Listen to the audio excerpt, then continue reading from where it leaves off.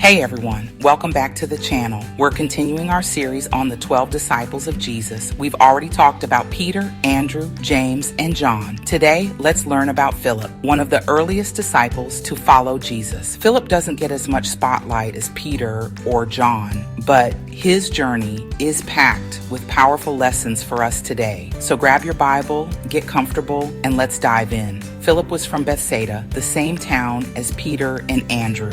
John 1:44. When Jesus found Philip, he simply said, "Oh, follow me." John 1:43.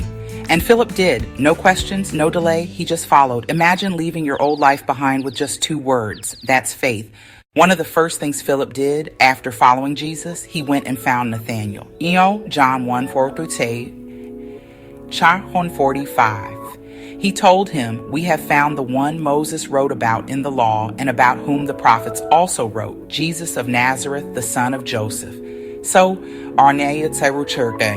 even when Nathanael was skeptical, Philip didn't argue. He simply said, "Come and see." John 1:46. Sometimes sharing Jesus isn't about having all the answers. It's just about inviting people to meet him. Philip was an introducer. He wanted others to meet Jesus too. Philip shows up again in John 6 during the feeding of the 5,000. Jesus asks Philip, "Where shall we buy bread for these people to eat?" Philip responds practically, "It would take more than half a year's wages to buy enough bread." He saw the problem, not the possibility. Sound familiar?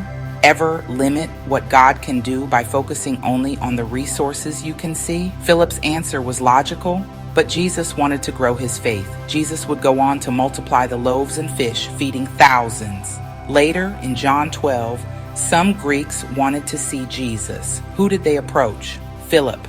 He didn't go straight to Jesus alone. He first talked to Andrew, then both of them brought the request to Jesus. Philip was cautious, maybe even unsure, but he still helped bring seekers to Jesus. Philip may have been hesitant, but he didn't shut them out. He worked with Andrew to make sure they got to Jesus. During the Last Supper, Jesus said, "If you really know me, you will know my Father." Philip replied, "Lord, show us the Father, and that will be enough for us." Jesus answered, "Anyone who has seen me has seen the Father." Philip longed for certainty, for clarity, and Jesus gently taught him that he himself revealed the Father. Philip wanted proof, but Jesus invited him into relationship. Faith isn't just about seeing, it's about trusting.